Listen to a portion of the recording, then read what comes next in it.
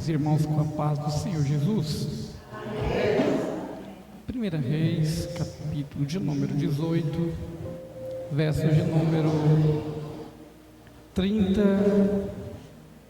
31 e 32. Desde já, quero louvar a Deus por esta rica oportunidade que o Senhor, na noite de hoje, nos concede em fazer uso, menção da sua palavra.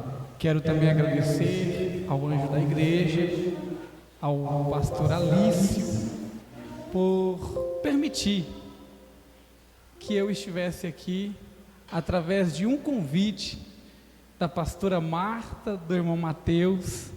Muito obrigado. Deus abençoe a vida de vocês. Pastor Alício, um amigo. Esta casa é a segunda casa que eu mais vejo em Ponte Gestal.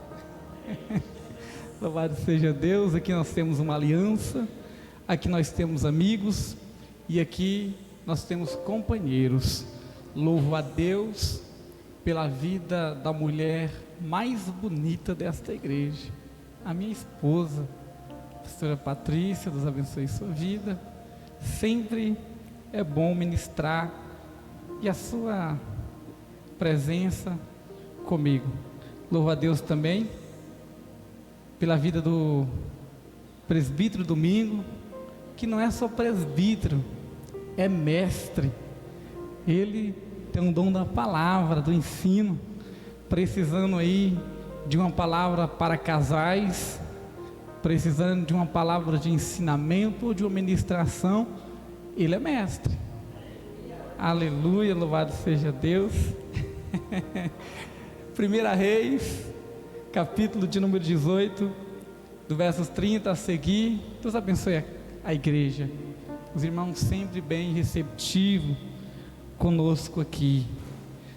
O texto diz: então Elias disse a todo o povo: chegai vós a mim. E todo o povo se chegou a ele, unidade, e reparou o altar do Senhor, que estava quebrado. Elias tomou 12 pedras, repita comigo, 12 pedras, conforme o número das tribos dos filhos de Jacó, a qual veio a palavra do Senhor, dizendo: Israel será teu nome. E com aquelas pedras edificou o altar em nome do Senhor. Depois fez um rego em redor do altar, segundo a largura de 2 medidas de semente. Aleluia. Repita comigo: acima das pedras está o altar. Os irmãos podem tomar os vossos assentos nessa noite. Queridos, 1 Reis, capítulo 18, o verso de número 30 a seguir, nós vemos que Elias faz um desafio. Elias não está sendo desafiado, Elias é o desafiante. E ele desafia não 1, não 2, não 3, não 100, não 200. Ele desafia 450 profetas de Baal e 450 profetas, sacerdotes de Acera. Ele desafia 900 feiticeiros.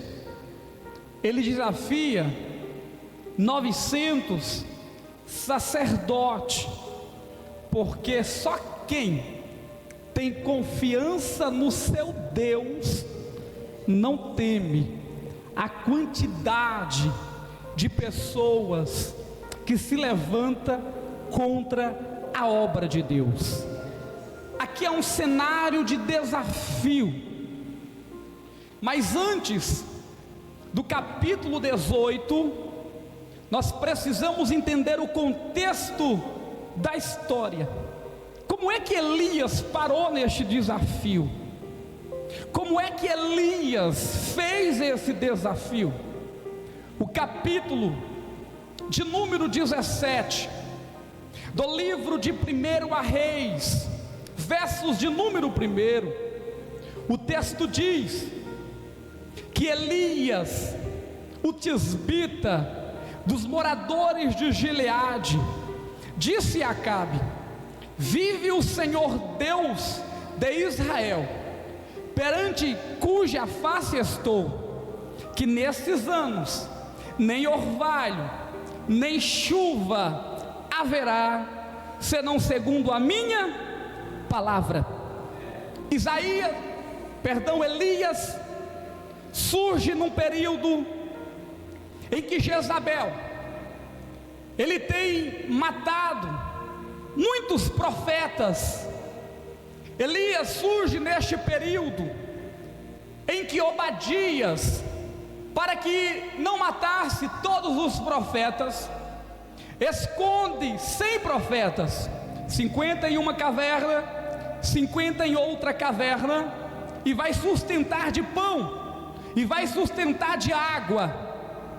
Deus, pela sua infinita misericórdia, também esconde os seus no deserto. E nós vemos que em meio a um período de muitas mortes de profeta, em meio a um período em que muitos estão escondidos, Deus chama Elias, não para ficar dentro de uma caverna, ou para estar no deserto. Deus levanta Elias para se apresentar diante do mandante, diante daquele que simplesmente aceita a ordem de Jezabel e não faz nada. Elias se apresenta diante de Acabe.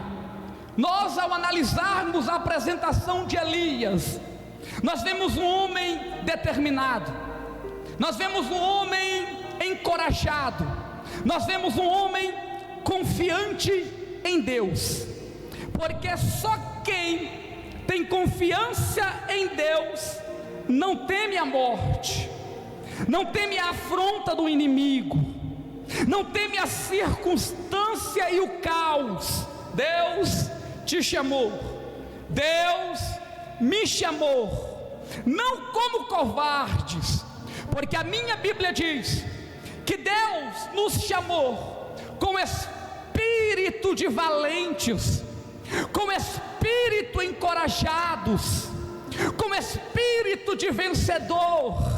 Deus não nos chamou como covarde. Eu sei que tem vez que o caos é grande, eu sei que tem vez que a luta é grande, mas o Senhor nos chama para nos levantar e não correr e não recuar, mas em nome do Senhor dos Exércitos irmos enfrentar aquele gigante que é tão grande, aquela dificuldade que é tão grande, aquele deserto que parece que não tem fim. Deus não te deu um espírito de covarde, Deus, Ele te deu um espírito de fortaleza. Eu vou repetir isso daqui nesta noite. Deus não te deu, me ajuda no retorno, um espírito de covarde. Deus te deu um espírito de fortaleza. Deus abençoa. Deus não te deu um espírito de covarde, de se esconder, de se achar inferior, de achar que a prova é maior, que o deserto é maior, que o gigante é maior. Deus te deu um espírito de fortaleza para dizer: conosco está o Senhor, conosco está o Senhor, conosco está o Senhor. Enquanto uns confiam em carros, enquanto uns confiam em cavalos, nós fazemos menção do nome do Senhor dos Exércitos. Elias não teme. Elias se apresenta diante de Acabe, e Elias anuncia o juízo de Deus para a nação de Israel. E o que eu acho interessante é que não é apenas Israel que vai sofrer, com a falta da chuva. As nações circunvizinhas também vai sofrer com a falta da chuva, porque se o povo de Deus desvia, a terra geme, a terra chora. A minha Bíblia diz em Crônicas: se o meu povo, que chama pelo meu nome, orar, buscar, se converter dos seus maus caminhos, eu, o Senhor, perdoarei os vossos pecados, sararei a vossa terra. Quando o povo busca a Deus, a terra prospera. Quando o povo busca a Deus, Deus dá o fruto sobre a terra. Quando o povo busca a Deus, a terra enche de fruto. Mas quando o povo se desvia, a seca é grande, a fome vem. Se a igreja soubesse o poder que há, pastor Alício, na unidade, se a igreja soubesse do poder que ela tem na terra, o inimigo não venceria, as potestades não teriam sucesso. Se a igreja soubesse que ela tem a chave, o Senhor Jesus disse: o que é ligado na terra também é ligado no céu. O que é desligado na terra também é desligado no céu. No mesmo contexto, versículos descendo, o Senhor, Ele diz: e as portas do inferno não prevalecerão contra a igreja do Senhor. Se a igreja soubesse o poder que há na unidade, pastor Alício, se a igreja de Ponte Gestal soubesse o poder que nós temos, irmãos, se o povo se unisse, se o povo entregasse a Deus o que pertence a Deus, se o povo tivesse unidade, Gestal ficaria pequeno, a terra ficaria pequena, o Brasil ficaria pequeno, o mundo ficaria pequeno, porque se o povo busca, Deus prospera. Se o povo geme, a nação chora.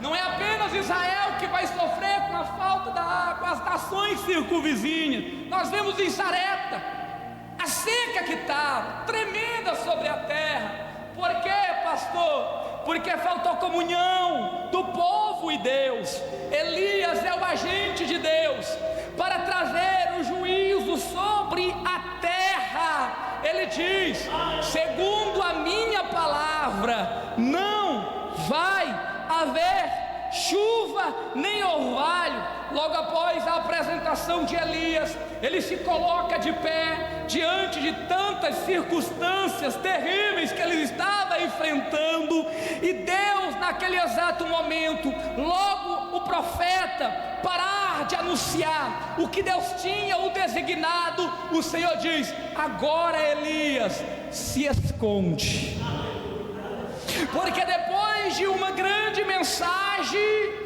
o obreiro tem que entender, o profeta tem que entender, o pregador tem que entender: se esconde.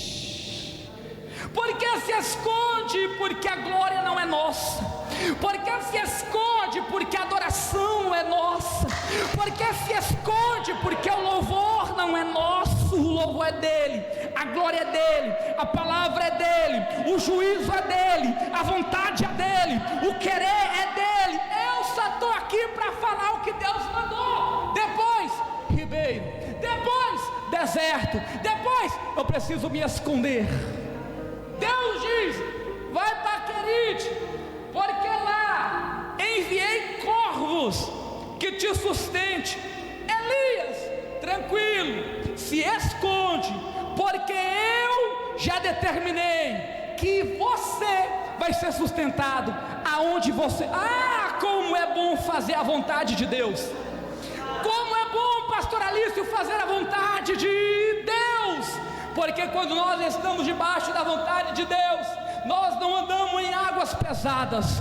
Quando nós estamos fazendo a vontade de Deus, nós não andamos contra o vento. Quando nós fazemos a vontade de Deus, Deus ele diz: vai, porque lá eu te sustentarei.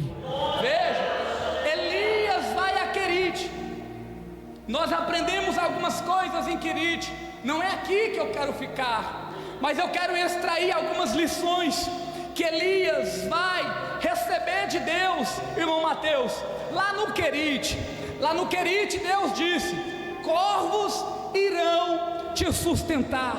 Uma coisa eu entendo, Deus disse que a providência viria, mas Deus não falou a hora, Deus não falou o momento, Deus não falou nada. Deus só disse: vai chegar. Uma coisa eu entendo, se Ele disse que vai chegar, descansa o teu coração. Ele não falou a hora que ia chegar, mas Ele disse: vai chegar. Elias tinha que entender que é de repente, é quando eu não imagino. Pode ser quando eu acordo, pode ser quando eu esteja escovando os dentes, não sei. Eu sei que se Deus disse: vai chegar, vai chegar. Pastor, qual é a hora? A hora Deus não disse, mas Ele disse que o corvo ia chegar. O horário, o momento, Ele não diz, mas uma coisa é: vai chegar, vai chegar, vai chegar, vai chegar. Está doendo? Aguenta, vai chegar. A dor tomou de conta? Aguenta, vai chegar. A doença bateu? Aguenta. Deus disse: vai chegar. Não é no nosso momento, não é na nossa hora. Uma coisa é, eu estou sobre uma palavra, o que? Vai chegar.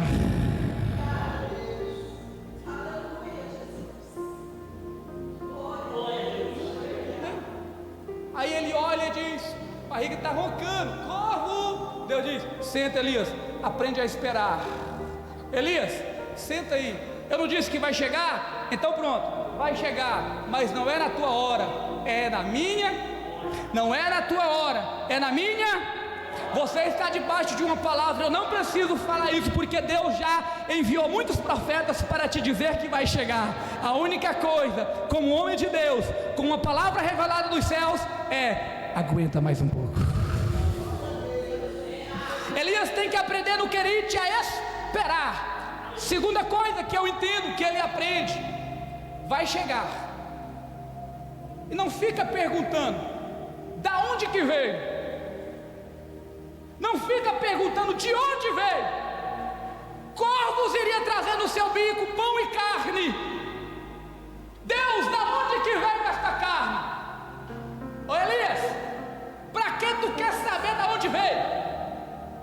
Para que tu quer saber de qual animal é?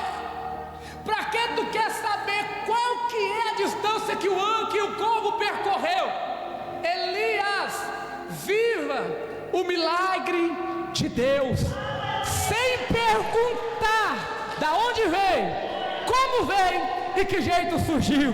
Deus está dizendo para alguém aqui nesta noite, presbítero domingo: quando Deus fazer, não fica procurando explicação, não, porque uma coisa é certa, aleluia, milagre é para ser vivido. Aleluia. Corvo é carnívoro, sim ou não? É carnívoro, come carne. Mas tem um porém. No Querite, corvo entende: se quer beber água, tem que abrir mão do pão e da carne. A natureza do corvo é a carne. O Querite tem que entender. Eu sei que vai doer, irmãos, mas é necessário. No Querite, o corvo, a sua natureza é carne. Ele come a carne, ele é carnívoro. Mas Deus está dizendo: quer beber água, abre mão da carne e abre mão do pão. É Deus dizendo assim: eu sei que você está vivendo em um período de luta espiritual.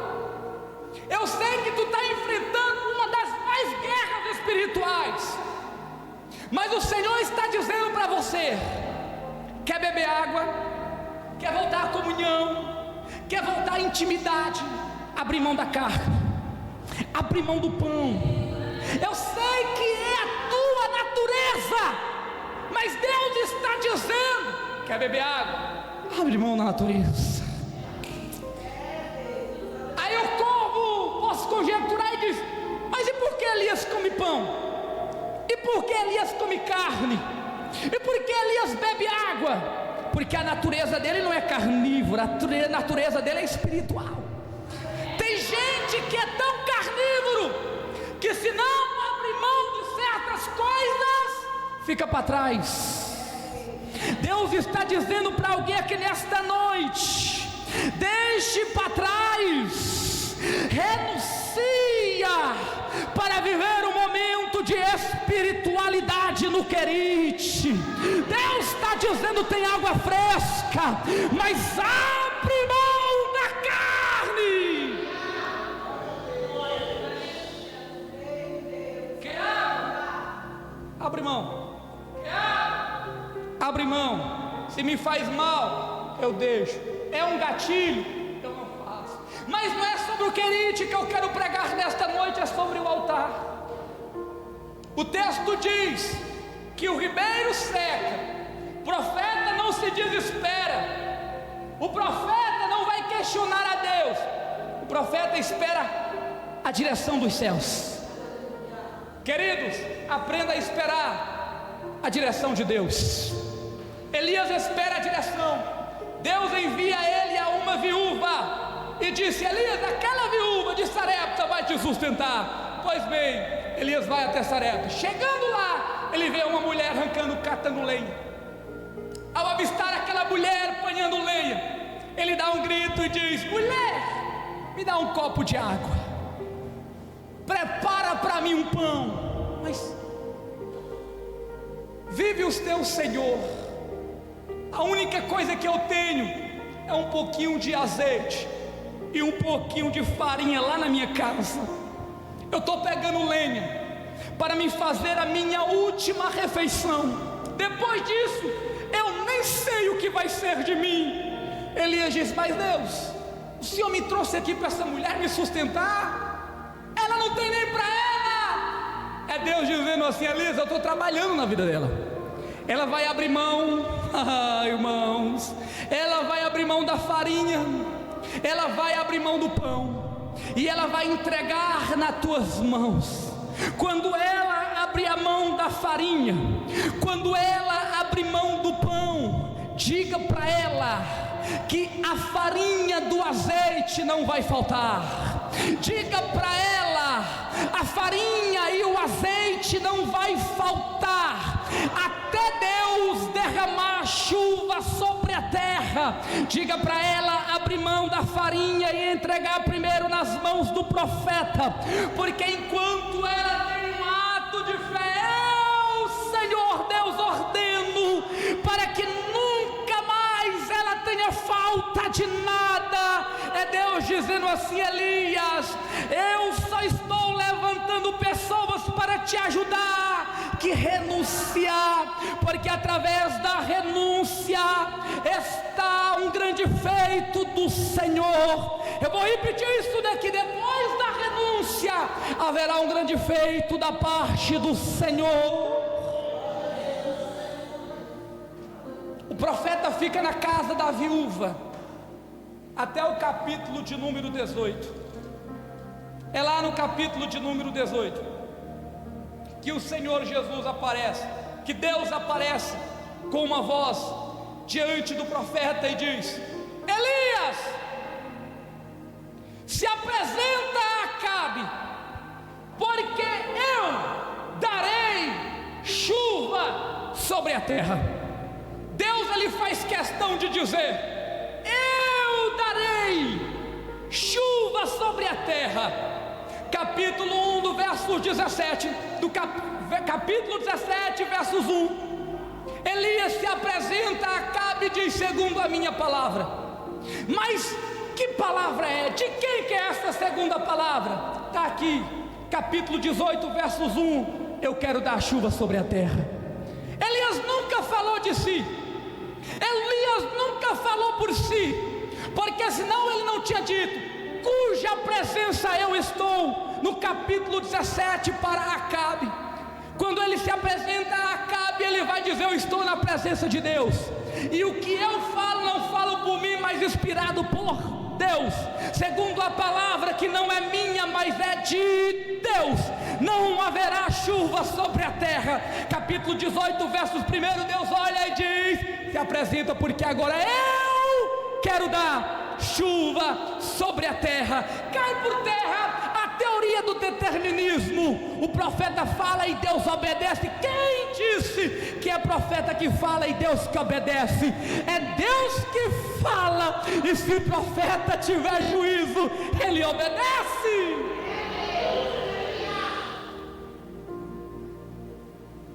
Quem disse que nós por nós fazemos algo? Quem disse que nós por nós mesmos determinamos algo se de Deus não for nos concedido? Jesus, ele disse: nenhum poder é dado ao homem se de Deus não for estabelecido. Jesus, ele disse que homem nenhum tem autoridade nem poder para determinar nada se os céus não lhe outorgar tal autoridade. Foi Deus que disse: Elias fala. Agora é Deus que diz: Elias volta. É Deus que fala, Elias fala. É Deus que diz: Elias volta, porque agora eu quero derramar chuva sobre a terra. Chegou o tempo de chuva. A seca está acabando. Tem fé? Tem? Olha para essa pessoa que está do teu lado e diz: a seca está acabando. A seca está acabando, porque Deus diz que Ele quer mandar chuva sobre a terra. Porque Deus diz que Ele quer mandar chuva sobre a terra. Porque Deus diz que Ele quer mandar chuva sobre a terra. Elias vai desafiar os profetas de Baal. Elias se apresenta a Obadias. Obadias teme. Elias diz que vai se apresentar a Acabe. Estou correndo mal do tempo. Acabe olha para Elias e diz: és tu o perturbador de Israel? Ah, é fácil, né? Colocar a culpa nos outros, Acabe. Ah, é fácil, né, Acabe? Olhar para Elias, que está fazendo a vontade de Deus, jogar na cara de Elias e dizer: Israel está sendo perturbada por causa de tu. Primeiro ponto que nós vemos: falta de reconhecimento. Elias olhou para Acabe e disse: eu perturbo? Ou vocês que se voltaram a deuses estranhos e abandonou a casa de Deus? Acabe nunca quis reconhecer que a culpa era dele, que a culpa era do povo que abandonou a Deus. Primeiro passo: reconhecimento. Eu preciso reconhecer que eu preciso reconhecer que eu sou o culpado. É tão fácil em um culto eu chegar e dizer: pastor, olha, eu saí daquele culto da mesma forma, mas o que aconteceu? Ah, parece que o pregador não estava inspirado. Parece que a pastora que cantou Fala Jesus Querido não estava inspirada.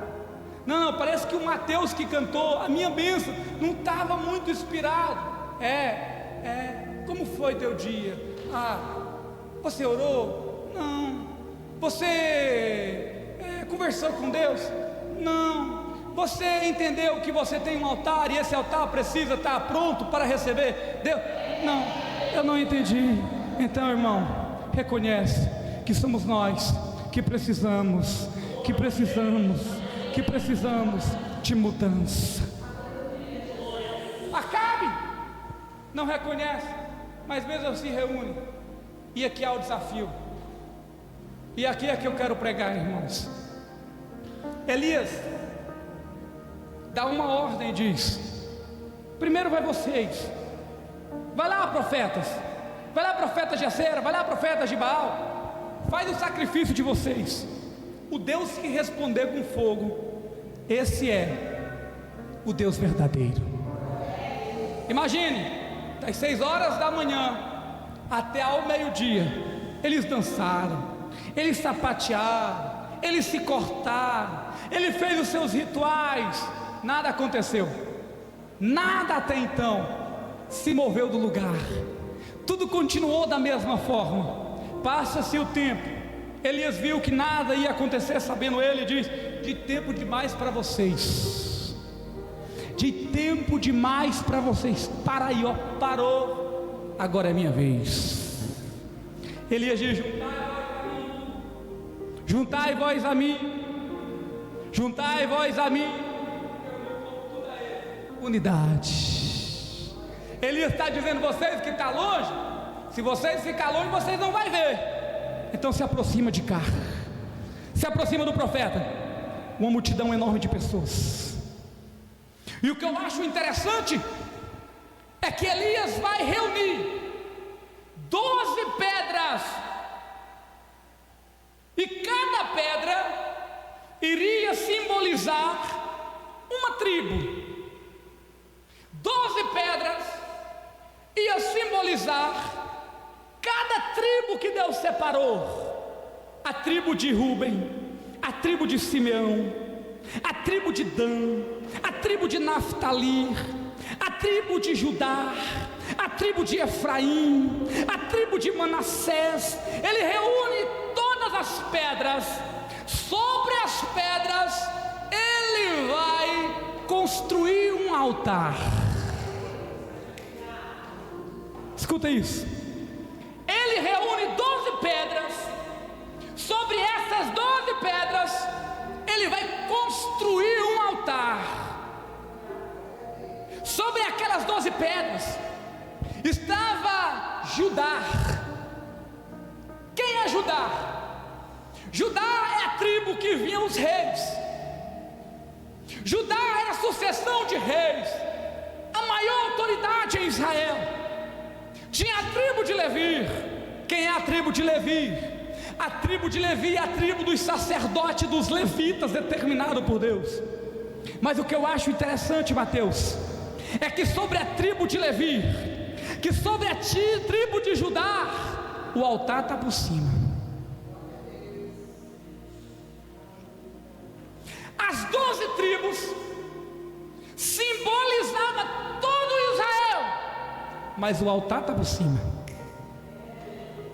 Todas as tribos, e dentre essas tribos tinha os levitas, tinha os arpeiros, tinha os tocadores, mas o altar está por cima. Se tem 12 tribos, tem terra. Se tem terra, tem nação.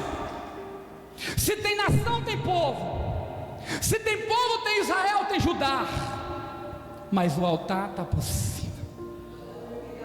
Para ter altar, naquela época, as tribos estavam separadas: tribo de Judá, tribo de Benjamim, reino do norte, reino do sul. As outras 10 tribos, tribo do norte. Mas para ter resposta, mas para ter presença, as tribos tinham que se juntar. E sobre as tribos juntas, o povo tinha que entender: há um altar. Há um altar. E o que une todas as tribos é um altar. Por cima do altar está Levi. Por cima do altar estão os reis. Aleluia. Aleluia, aleluia. O altar está por cima dos reis, o altar está por cima das tribos, o altar está por cima da terra, o altar está por cima das nações, o altar está por cima das harpas, o altar está por cima do candelabro, o altar está por cima da nação, da riqueza, o altar está por cima do carro, o altar está por cima dos cavaleiros, o altar está por cima daquela festa que te convida no dia de culto. Deus está dizendo para alguém aqui nesta noite: acima das pedras está o altar, acima das pedras está o altar. Precisamos entender: se o altar e o sacrifício não está por cima, o altar está quebrado.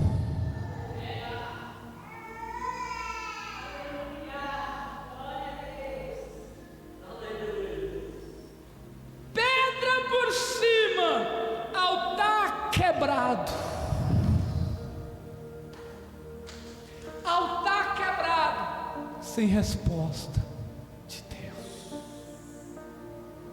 Você precisa entender: a Deus acima de tudo, e o próximo como a mim mesmo. E o que une isso? O altar. Quer ter presença, Israel? Quer ter presença, Israel? O altar que nos une. E a resposta de Deus vem. A unidade da igreja. Se a igreja soubesse, presbítero, o poder da unidade. É o altar. Precisamos gritar: para de briga, para de querer membro para ti. O altar nos une. O altar nos une. Ei, 12 pedras, altar por cima, constrói um rego em volta.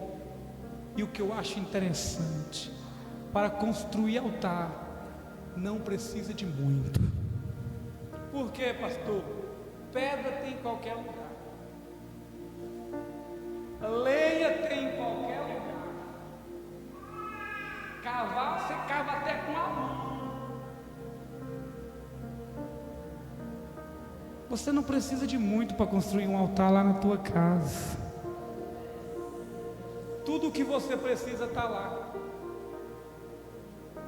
Lá tem um cantinho? Tem? Tá. Dá para você colocar o joelho? Dá. Então, tem altar.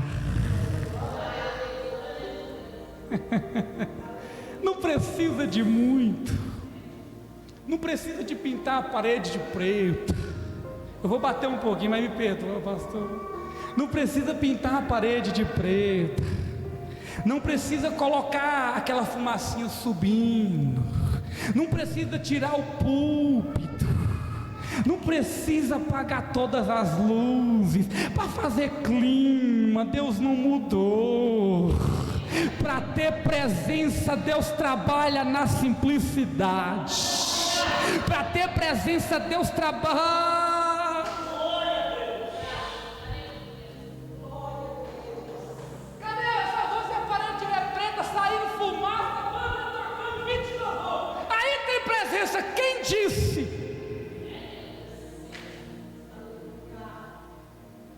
Elias, para que tu cavou esse buraco em volta do altar? Para pôr água. Elias, água não tem não. Está uma seca terrível. Aonde tu vai arrumar água? Eu não sei, Deus mandou construir. Se Ele mandou eu fazer em volta ao rego, eu vou fazer. E a água? A água Deus vai enviar. Com quem está a água, Elias? A água está com o povo. Ué, tem um monte de gente. Desde as 6 horas até o meio-dia, ninguém trouxe uma garrafinha de água? Ninguém trouxe uma garrafa de água? Eu imagino Elias dizendo assim: ó, construi tudo, tem até rego, falta água. Deus disse: Elias, sai pedindo água. Aí Elias: ei, tem uma garrafinha de água? Ô Elias, ó, eu tenho, eu já bebi um pouco, Elias. Tem coragem de dar no altar? Mas Elias, é tudo que eu tenho. Eu nem sei se lá em casa tem água, viu, Elias? É 3 anos e meio de seca. Elias olha e diz: tem coragem de colocar no altar? Elias, é tudo que eu tenho. É isso que Deus quer, rapaz.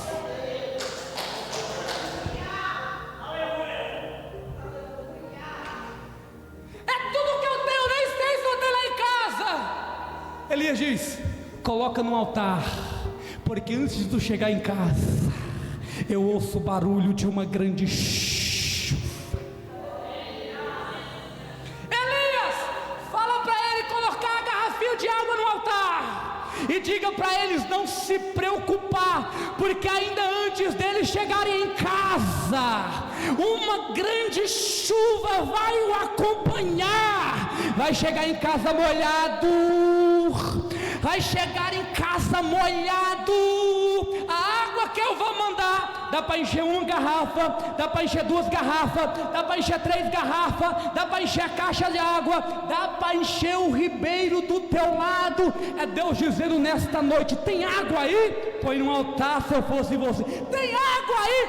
Põe no altar se eu fosse você. Porque ainda antes de tu chegar em casa, Deus vai dar uma ordem para tudo que é ruim sair, para tudo que é do mal bater em retirada. Deus está dizendo ainda antes de tu chegar em casa: a chuva vai te alcançar, a chuva vai te alcançar. Tem água aí? Tem água aí? Tem água aí? Tem água aí? Uma garrafinha de água só, não precisa muito. Tem fé? Deus está dizendo: põe tudo no altar nessa noite. Pastor, o que é água? O corpo do ser humano é composto de mais de 70% de água. O que Deus está falando, que você não precisa de muito. Altar tem em qualquer lugar. Água você pode se doar e dizer: eu vou. Elias precisava de água, mas a água não estava com ele, a água estava com o povo. Ele não se preocupou até então com a água, ele se preocupou com o altar, porque a água estava com o povo. Daqui a pouco ele diz: tem água. Aí eles foram despejando água, eles foram despejando água. É isso que Deus quer no altar. Deus quer o que é valioso. Água quase ninguém tem. Água é prioridade. É Deus dizendo: eu quero prioridade. Água está escassa. Água é muita renúncia.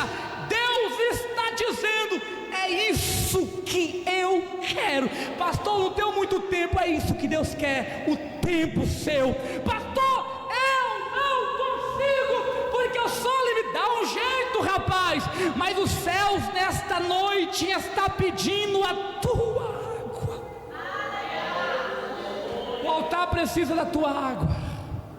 Os céus nesta noite precisam da tua água. É o altar. Porque antes de você chegar em casa, a chuva vai te acompanhar. A chuva vai te acompanhar. A chuva vai te acompanhar. Elias pega a água, molha tudo e volta. Em um culto não pode faltar oração. Sucedeu, pois, que oferecendo a oferta de manjares, o profeta Elias se chegou e disse: Elias se curvou diante de cortar o altar, o sacrifício no altar, despejar a água em volta. Ele se ajoelha diante de Deus: ó Senhor, Deus de Abraão, de Isaque e de Israel, manifesta-se hoje tu que és Deus em Israel, e que eu sou teu servo, e conforme a tua palavra fiz tudo estas coisas. Ele não fez por si, ele não profetizou por si, ele não falou de si. Segundo a tua palavra eu fiz estas coisas. Responde-me, Senhor, responde-me, para que este povo conheça que tu és Deus, e que tu fizeste tornar o seu coração para trás. Então caiu o fogo do Senhor, consumiu o holocausto, e a lenha, e as pedras, e o pó, e ainda lambeu a água que estava no rego. Deus não desperdiçou nada do altar. Até a água, diz o texto, que ele lambeu. Versos 41, então disse Elias a Acabe: sobe, come e bebe, porque ruído há de uma grande abundância de chuva. A aguinha respondida com uma grande tempestade e abundante chuva. O que é pouco para você, se você despejar no altar, Deus vai responder com grande abundância. Lá na tua casa, se coloque de pé nesta noite. Já estou concluindo a mensagem.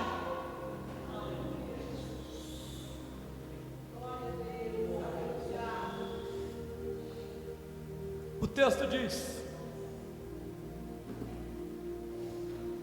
aleluia, quando Elias estava orando, o texto diz que Elias viu uma pequena nuvem, uma nuvem que não era tão grande, uma nuvem que era do tamanho da mão de um homem. Elias viu uma pequena nuvem que aparentemente não tinha nem água, era pequena, aparentemente do tamanho da mão de um homem.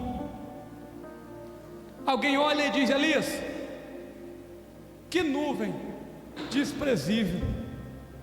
Será que é isso que Deus tem?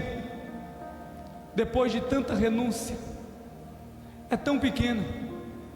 Deus está dizendo: é pequena porque está longe. É pequena porque está longe. É desprezível porque está longe. Mas tem um porém, Elias.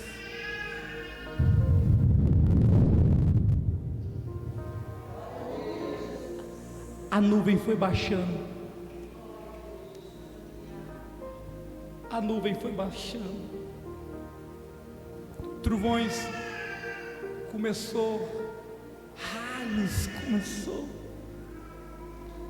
Alguém olha e diz: é até pequena, mas pequena longe, porque quando aproxima é tão grande. Eu encerro, concluo dizendo: está tão longe, está tão longe, por isso que tem duvidado. Você está tão longe, por isso que você tem duvidado. Mas quando consertar o altar, aquilo que está longe vai se aproximar da terra. Aquilo que está longe vai se aproximar da terra. E aquilo que era desprezível vai dar uma abundante chuva. Eu encerro, pastor Alício, dizendo que tem pessoas aqui que tem promessa de Deus. Kadai, Shamandorebiai. Eu estou falando de pessoas que têm promessa de Deus aqui nesta noite. Eu estou falando de pessoas que Deus tem um projeto tão grande na vida dele, mas que por um momento tem duvidado, porque está um pouco longe. Foi a palavra que os irmãos me deram. Deus está dizendo: coloque o altar acima das pedras. Entenda que primeiro veio o reino dos céus e a sua justiça. Deus está dizendo: coloca no altar aquilo que eu te pedi. Entrega a tua alma diante do Senhor, porque conforme você reconstrói o altar que está derrubado e quebrado, Deus está dizendo: vai se aproximando, vai se aproximando, e aquilo que era desprezível, Deus vai te usar. Aquela que era desprezível, Deus está dizendo: eu vou te usar. Kawai chamando quebei siai camando rebi andarai. Eu estou pregando aqui para uma mulher que tem promessa de Deus. Eu estou pregando aqui para uma serva que sabe da promessa de Deus sobre a sua vida. Deus está dizendo: se aproxima, se aproxima do altar, se aproxima do altar, se aproxima do altar, se aproxima do altar, porque eu vou te usar. matar muita sede, para matar muita sede, como providência para muitas famílias. Deus está dizendo nesta noite: tem famílias que estão passando por lutas, tempestade, porque tu está longe, porque tu está longe. Quando tu está perto, tu sabe o tanto que Deus te usa. Eu não vou ir, mas Deus está dizendo: quando tu está perto, eu vou ter que ir lá, pastor Alice, mas Deus está dizendo: se aproxima do altar, se aproxima do altar, se aproxima do altar.